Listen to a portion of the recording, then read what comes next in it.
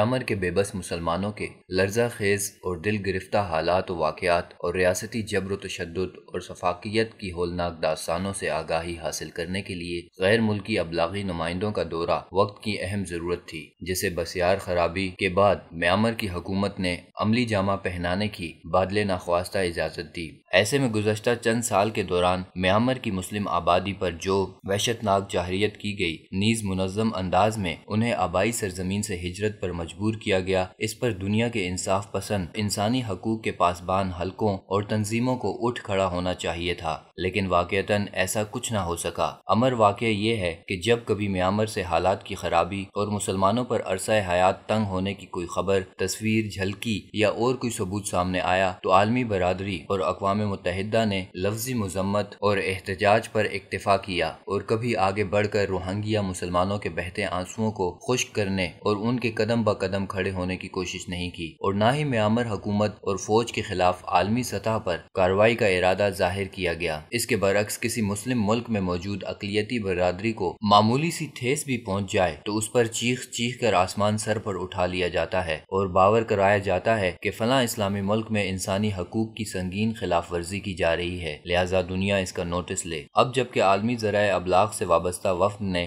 Myanmar کے مخدوش اور کرب انگیز حالات کی نشاندہی کی ہے، تو اس کے بعد اقوام متحدہ، عالمی عدالت، انصاف سمیت دنیا کی تمام بڑی طاقتوں پر لازم ہو چکا ہے کہ وہ تعصب، جانبداری اور سب سے بڑھ کر اسلام دشمنی کی اینک ایک طرف رکھ کر میانمار میں مسلمانوں کے جان و مال کے تحفظ، سلامتی اور بقا پر خصوصی توجہ مرکوز کریں، اور وہاں کے متشدد اور معتصب حکومت کے خلاف ہنگامی بنیادوں پر تادیبی اقدامات کیے جائیں تاکہ قرۂ ارض پر انصاف، امن، آزادی، رواداری، حقوق اور تحفظ صرف غیر مسلموں کے لیے مختص ہونے کا تاثر ختم ہو سکے۔ خدا نخواستہ مذکورہ چشم کشا خبر کا دائرہ اثر محض معمول کی کارروائی تک محدود رہا اور اس کے خاطر خواہ نتائج نہ نکلے تو اس سے امن عالم اور استحکام انسانیت خطرے میں پڑ جائے گی، اور مسلم امہ میں پہلے سے موجود اشتعال و ہیجان میں مزید اضافے کا امکان پیدا ہوگا۔ فی الواقع مسلمانوں پر زمین تنگ کیے جانے کا دائرہ صرف میانمار تک خاص نہیں، بلکہ مقبوضہ کشمیر، فلسطین، عراق، افغانستان، شام، یمن سمیت دنیا کے مختلف خطوں اور علاقوں میں کلمہ گو، نظریاتی اور اعمال میں پختہ مسلمانوں کو کم و بیش ایسی ہی صورتحال کا سامنا ہے۔ جیسے جیسے وقت آگے کی جانب سرک رہا ہے، عالمی طاقتیں اور ان کے اہالی موالی اسلام اور مسلمانوں کے خلاف کیل کانٹے سے لیس ہو کر میدان میں نکلنے کی آخری اور فیصلہ کن تیاری کرتے نظر آ رہے ہیں۔ اس پس منظر میں کہا جا سکتا ہے کہ دنیا تیسری عالمی جنگ کے دہانے پر پہنچ چکی ہے اور بڑے پیمانے پر تباہی اور ہلاکت اور انسانی آبادی کے صفحہ ہستی سے مٹ جانے کے امکانات پیدا ہو چکے ہیں۔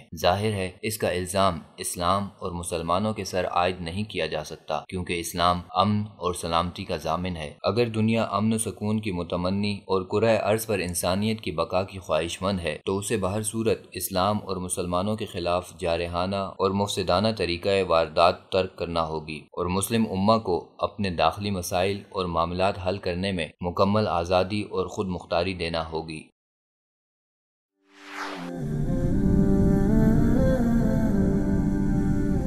وصال اردو، حق کا راہی